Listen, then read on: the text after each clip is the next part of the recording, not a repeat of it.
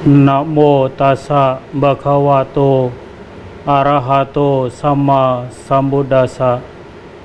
Namo tassa bhagavato arahato sama sambuddhassa.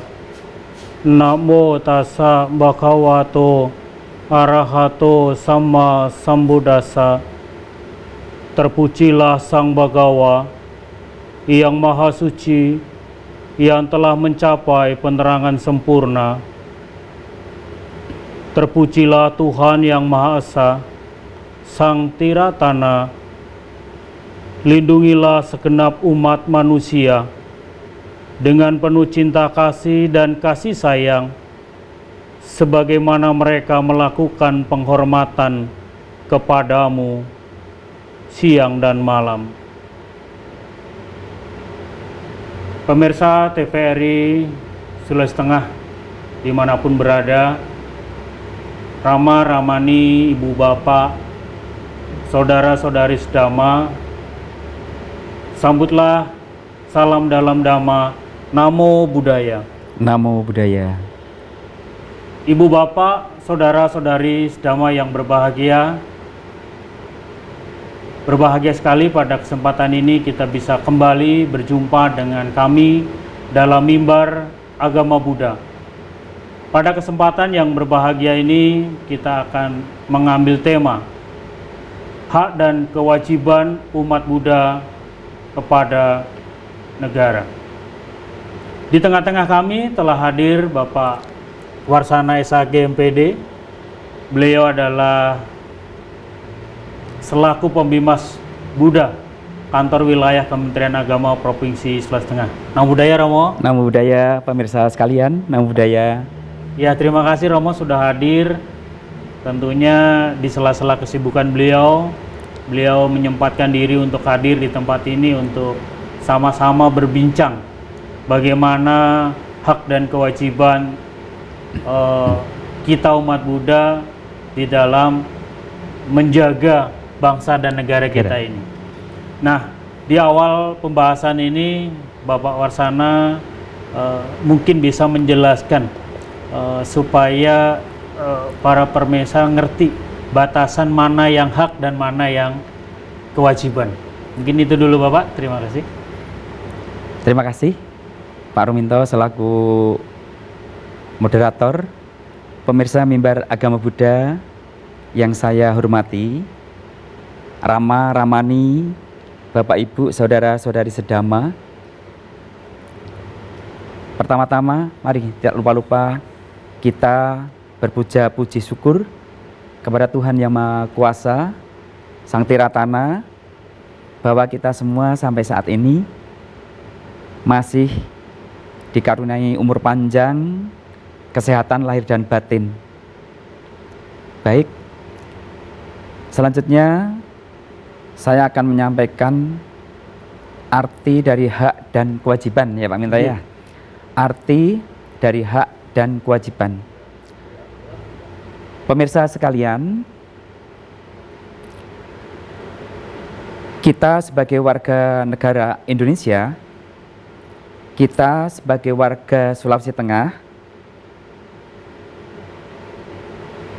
di tengah-tengah kehidupan berbangsa bermasyarakat, kita memiliki yang namanya hak, kita memiliki yang namanya kewajiban. Dua hal ini tidak bisa dipisahkan, Di mana ada hak, biasanya ada kewajiban. Di mana ada kewajiban, biasanya di situ terdapat hak. Saudara-saudariku sedama, hak adalah segala sesuatu yang harus diterima oleh seseorang. Saya ulangi, hak adalah segala sesuatu yang harus diterima oleh seseorang. Dan kewajiban adalah segala sesuatu yang harus dilaksanakan. Segala sesuatu yang harus dilakukan.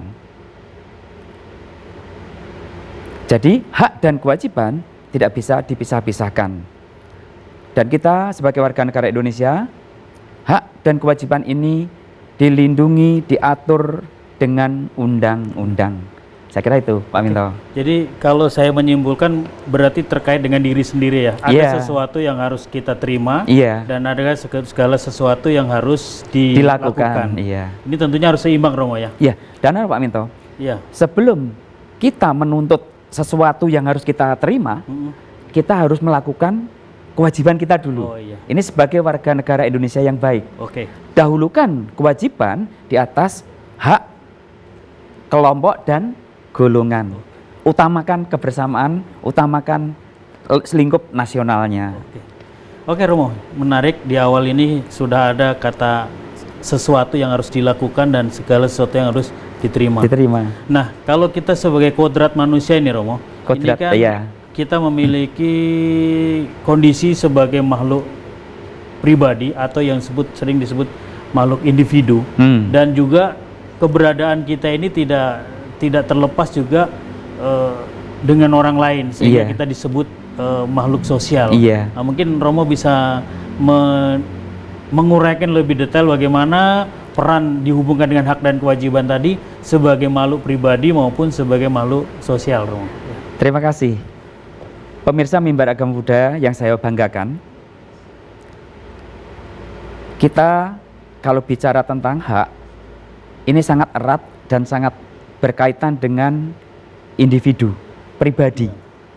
Sedangkan kewajiban ini tentunya dalam konteks dengan orang lain, dengan masyarakat, dengan bangsa dan negara. Hak individu biasanya atau kebanyakan orang mengutamakan haknya dulu. Ya. Lupa akan kewajibannya.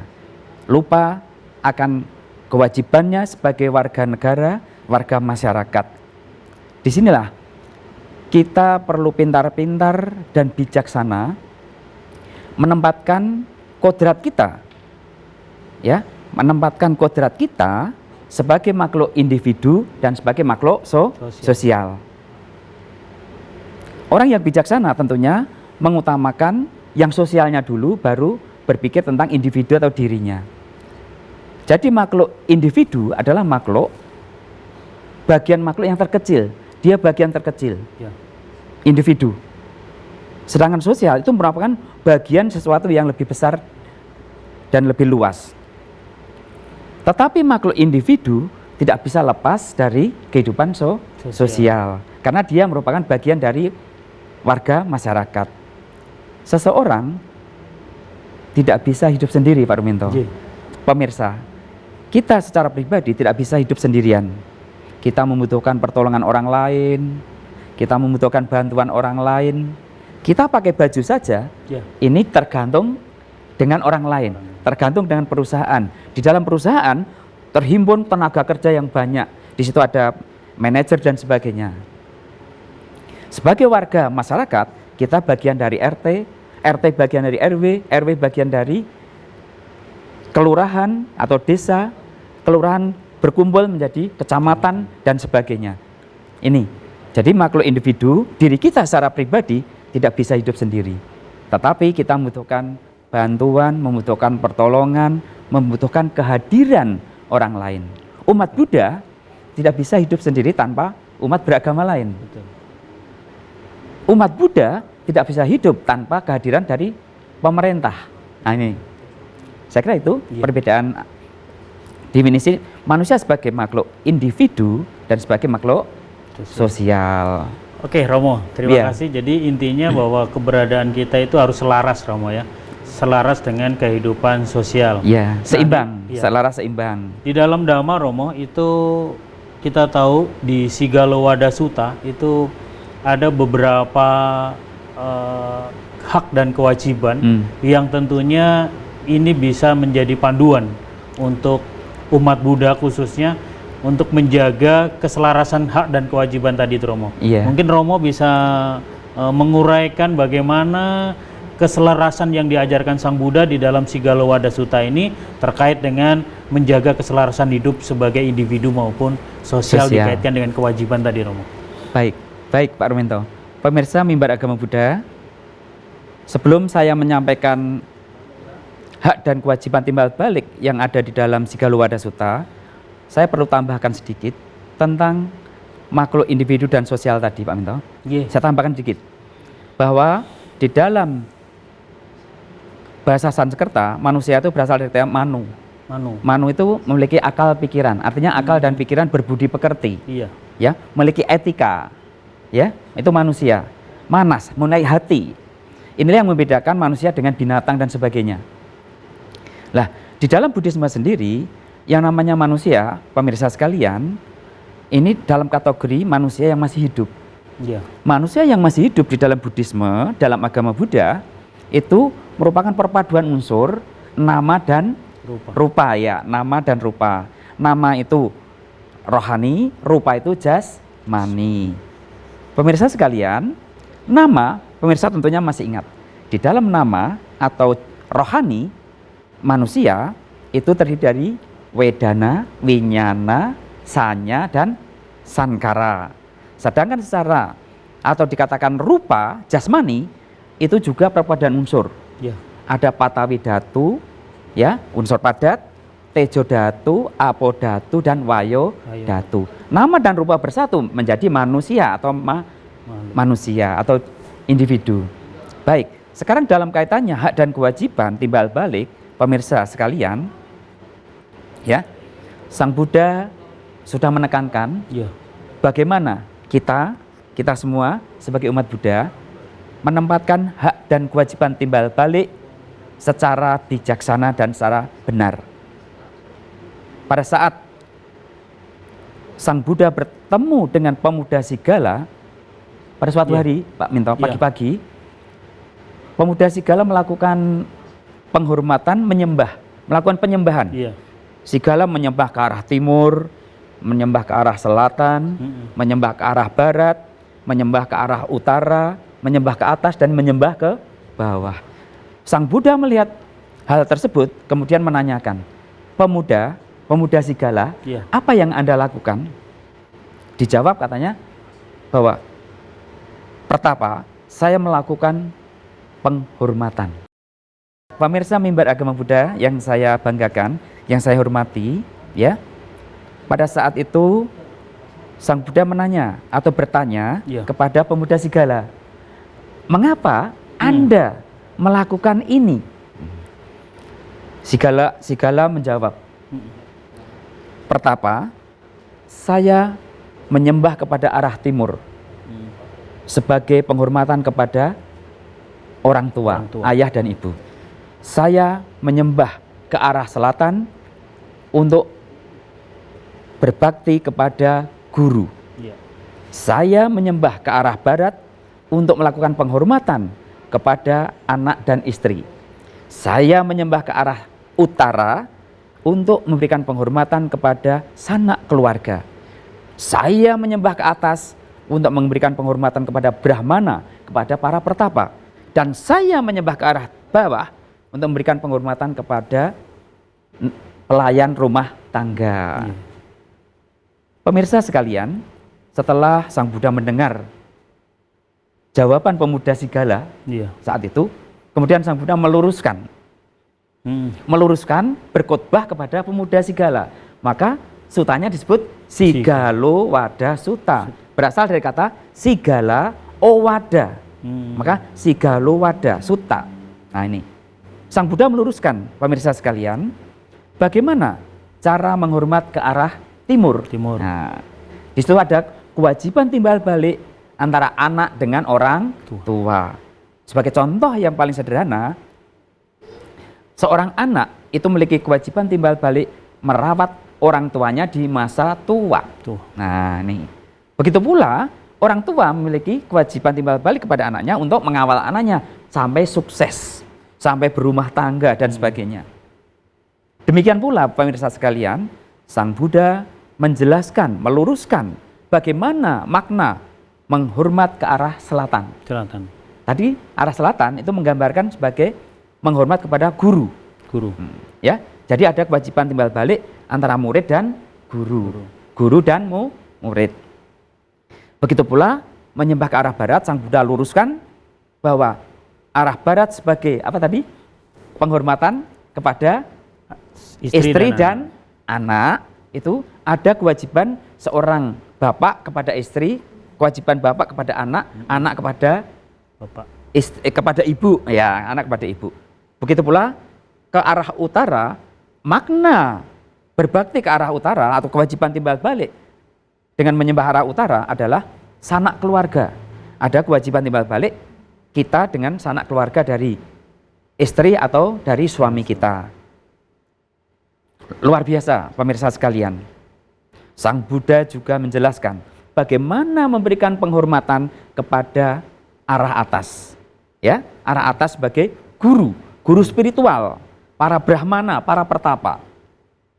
Pemirsa sekalian, tentunya Romo Ramani hampir setiap saat melakukan ya dana atau derma. Ya. Terutama di masa-masa Katina. Inilah kewajiban timbal balik kita kepada guru-guru spiritual kita, kepada Yang Mulia Bante, kepada para biku, kepada samanera. Dan menghormat ke arah bawah itu menghormat kepada para pembantu rumah tangga. Di dalam Buddhisme semua dihormati, semua diberikan penghormatan, ditempatkan sebagaimana mestinya. Ini kewajiban timbal balik yang dijelaskan Sang Buddha di dalam Sigalo Wada Sutta. Saya kira itu Pak Ruminto dan pemirsa sekalian. Jadi intinya di situ adalah kita menempatkan diri di posisi kita sebagai anak kepada orang tua. Kalau misalnya kita sebagai siswa berarti kita menempatkan diri kepada bagaimana guru. Kepada guru. Iya. Dan sebaliknya juga mungkin di situ kalau kita posisi hari ini sebagai orang tua, kita punya kewajiban timbal balik kepada anak. Iya. Jadi betul, bukan sekedar ritual penghormatan ya. Jadi ke enam arah itu sendiri Romo ya. Iya. Jadi memang arah itu hanya sebagai simbol. Dan ada makna-makna yang harus itu atau yang kontekstual dalam kehidupan sehari-hari yang harus dilakukan. Ya. Jadi penghormatan ini intinya yang paling penting bukan ketika melakukan puja itu sendiri Romo ya. Tidak. Tapi justru yang paling penting adalah bagaimana kita bisa melakukan penghormatan itu dalam bentuk praktek ya. Betul. Dengan melakukan segala sesuatu yang baik untuk yang kita hormati. Betul. Oke Romo, jadi saya melanjutkan pembahasan ini supaya semakin menarik. Kita di dalam kehidupan sebagai umat Buddha yang tidak terlepas dari bangsa dan negara ini.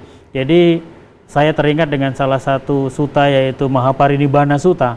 Sang Buddha menjelaskan di sana ada beberapa trik atau beberapa cara untuk supaya terjadi kedamaian di dalam lingkungan, baik yang paling kecil adalah keluarga dan yang paling besar adalah negara kita. Ini mungkin Romo bisa menguraikan ada beberapa hal yang dijelaskan Sang Buddha untuk cara-cara untuk membuat damai di baik yang terkecil di keluarga maupun secara besar bangsa dan negara ini. Mungkin Romo itu. Pemirsa Mimbar Agama Buddha yang saya hormati, dalam kaitannya kita sebagai warga dan bangsa Indonesia, kita memiliki hak dan kewajiban untuk mewujudkan kedamaian, kesejahteraan, dan kesinambungan pembangunan yang telah kita lakukan. Semua yang kita lakukan itu adalah bertujuan memiliki visi dan misi untuk mewujudkan Indonesia yang maju sejahtera. Jauh-jauh hari, jauh-jauh tahun-tahun terdahulu, Sang Buddha sudah membabarkan hal ini. Bagaimana suatu bangsa itu akan mencapai kejayaan. Pemirsa sekalian, mari kita lihat, mari kita pelajari di dalam Mahaparinibbana Sutta. Ya, di dalam Mahaparinibbana Sutta, di sana dijelaskan ada 7 syarat, ya, 7 syarat. Kita aja 7. 7 syarat kesejahteraan suatu bangsa.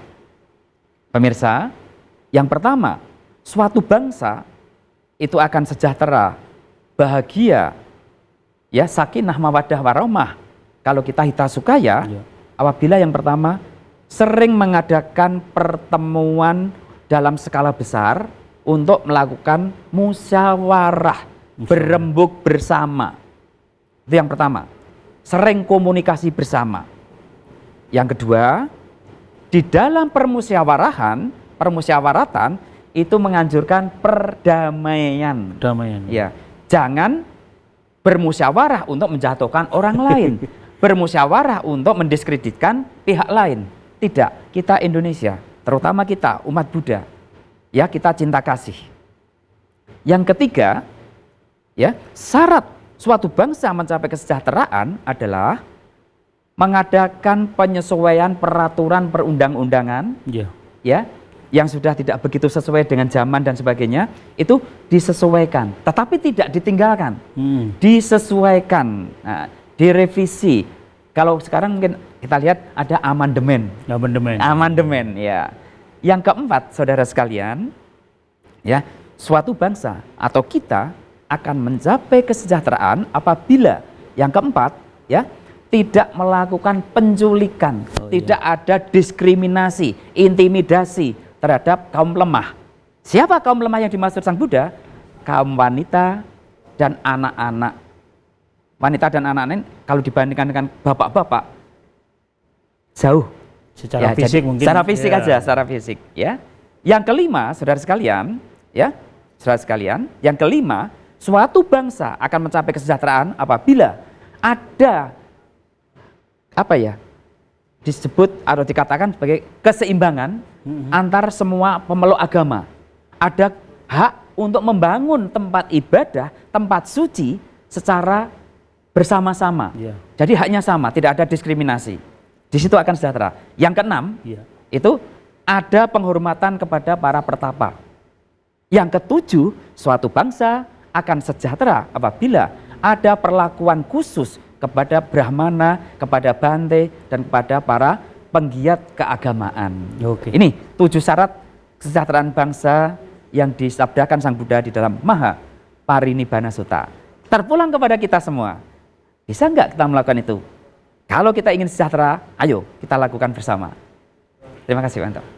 Oke, Romo luar biasa ya, ada 7 syarat. Mudah-mudahan secara sekilas pemirsa TVRI Sulawesi dapat memahami. Dan kami juga mengajak seandainya mungkin pembahasan kali ini belum terlalu jelas, mungkin bisa dibaca-baca di Maha Parinibbana Sutta.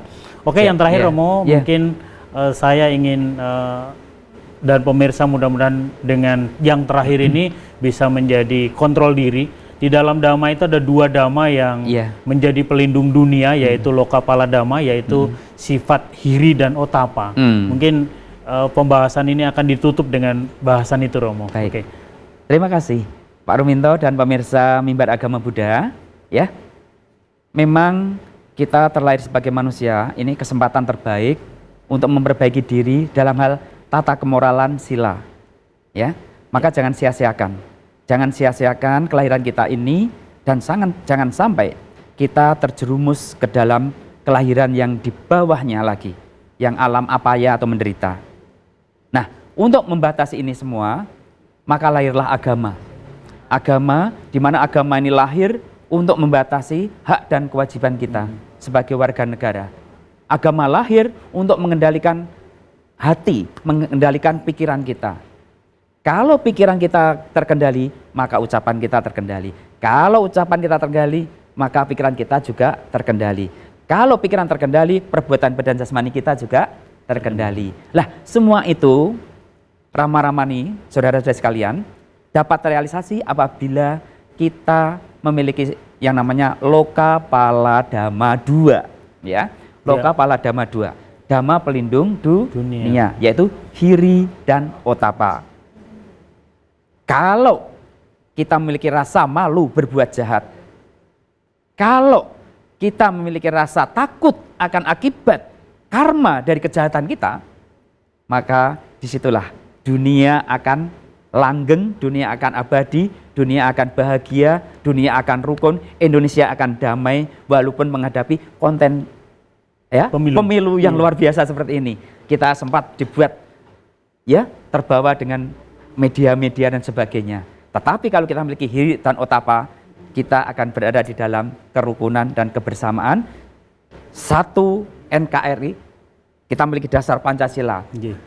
UUD 45, NKRI, dan kita menyadari akan Bhinneka Tunggal Ika. 4 pilar kebangsaan inilah yang harus kita wujudkan dalam kehidupan berbangsa dan bernegara. Terima kasih Pak Arminto, pemirsa. Oke, terima kasih Romo. Pertemuan kali ini luar biasa. Kita telah membahas dari awal, mulai dari hak dan kewajiban, dan sampai Romo menjelaskan yang terakhir di Hiri dan Notapa sebagai Dhamma pelindung dunia. Jadi diharapkan kita sebagai umat Buddha tentunya punya karakter yang mulia, yang seperti diajarkan Sang Buddha, yaitu punya kontrol diri. Dalam hal ini malu jika mau melakukan kejahatan. Malu malu ketika kita mau melakukan kesalahan. Sehingga juga dengan berpikir bahwa karena semua yang kita lakukan itu akan berdampak. Kalau yang baik juga akan berdampak baik, yang jahat juga berdampak jahat. Maka mulailah punya rasa takut ketika kita melakukan kejahatan. Karena kalau kita melakukan kejahatan, maka dampak kepada diri kita sendiri. Mungkin begitu Roma ya. Dan pemirsa TVRI dimanapun berada, tentunya sangat berbahagia kami hari ini bisa bergabung di mimbar TVRI Sulawesi Tengah. Atas perhatiannya terima kasih, dan apabila ada kekurangan bisa disempurnakan di kemudian hari. Dan pertemuan kali ini Pak Warsana kami tutup dengan mengucapkan Sabbe Sata Bhavantu Sukhitata. Semoga semua makhluk hidup berbahagia. Sadu, sadu, sadu.